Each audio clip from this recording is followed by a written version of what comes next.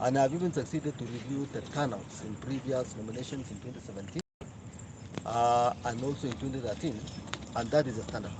The turnout is around 47, 48, 49 nominations. In Baringo North, the turnout is more than 70%. And in my own calculation, it tells me that there was an extra irregular voting in Baringo North, basically voting for those people who did not turn up at the various polling stations, specifically in Barwesa Ward and Partabwa Ward, which scored more than 90% voter turnout in those two wards, giving my opponents an advantage of illegal votes to the extent of 10,000 votes in that particular constituency, Baringo North.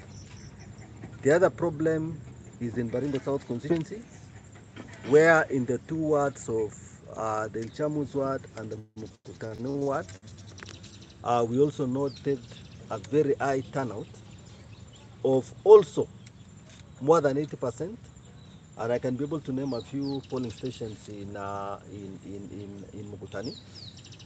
One, for example, is Pergera Primary School, where the voter turnout is more than 100%.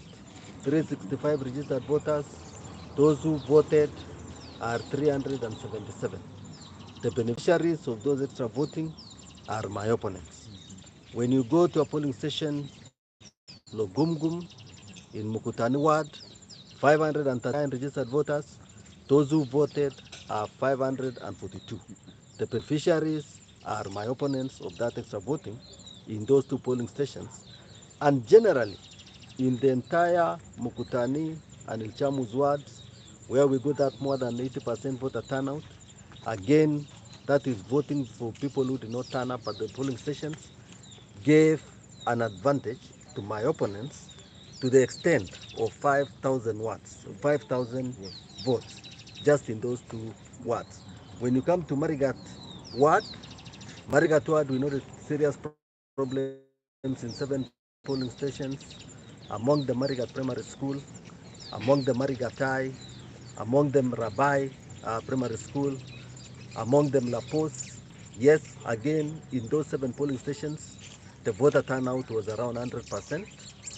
Again, another 5,000 votes, illegal.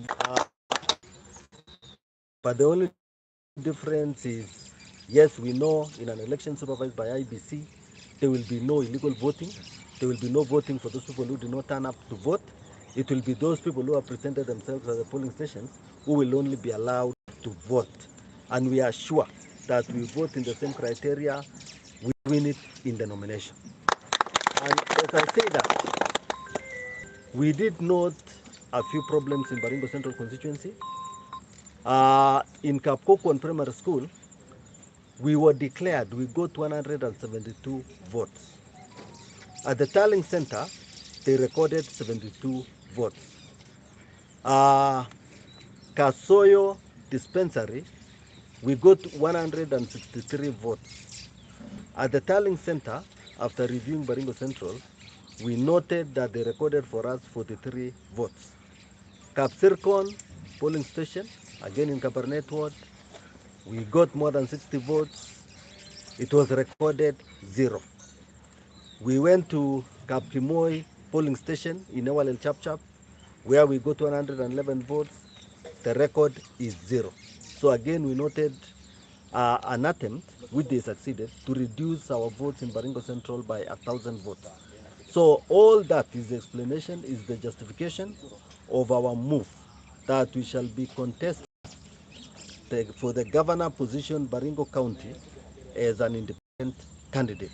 We want the people of Baringo to know that, we want the people of Baringo to hear that, because we want to redeem this Baringo County.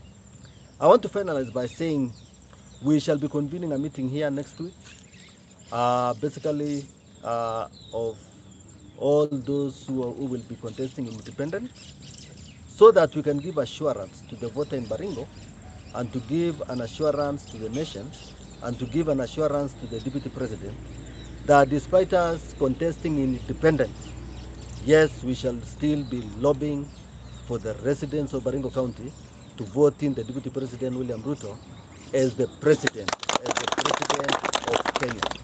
We'll be meeting here to make that emphasis that we are independent, yes, because we were not satisfied with the process. I have done various consultations before coming here this morning. I have been certified now by the registrar of political parties that I have been duly registered as an independent candidate to contest an independent candidate. They have given me all the various certifications. They have approved the symbol which I will use, and we are okay to that extent. I have succeeded to personally meet the Deputy President to explain to him my move to independent. There was no time to repeat Mkutano Ward. There was no time to repeat the election in Baringo North. And it is for this reason that he's also briefed that I am headed in this direction, contesting as independent in this beautiful county of Baringo. I thank you very much. What was the party tribunal, especially they say about the Bangles nominations? Yes, that was, I've just said that the party tribunal is aware of all these anomalies. We've made people to the highest level of our party, UDA, but the only problem is by the time we got all the evidences, there was not enough time to repeat that exercise. And that is why I'm saying they are aware of this move, that we shall be contesting as independent, and we shall be assisting to mobilize voters in this county to vote for ourselves and to vote for the Deputy President. Maybe give you one of your supporters to echo your sentiments. Yes.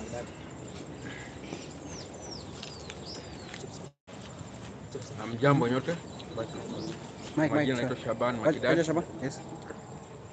Mjambo nyote. Kwa majina naitwa Shaban Makidadi. Mfuasi sugu wa mheshimiwa gavana wetu tubi Mr. Lesonet.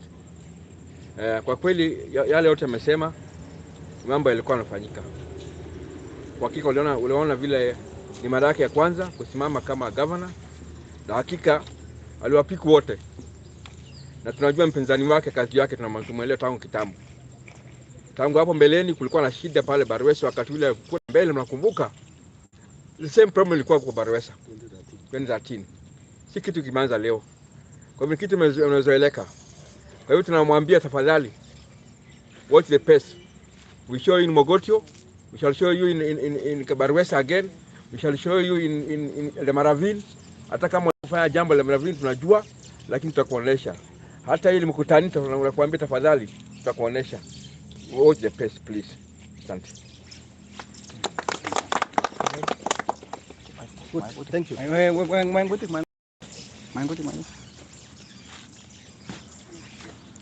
Bas, kung may